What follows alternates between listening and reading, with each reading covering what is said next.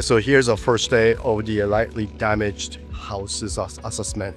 The first 16 people who's been trained already to be able to assess the quantify the repair amount and the communication with the owners and renters in that unit.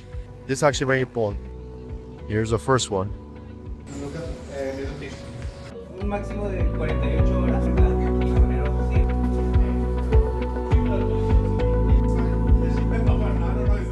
What we're doing here is not only is assessment, question is how we can actually repair and some of it heavily damaged this houses here.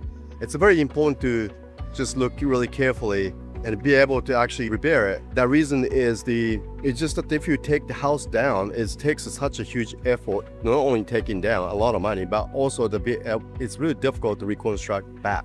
There's no way to go. What are those people going to live? So we have to use every engine creativity to just make it happen for them,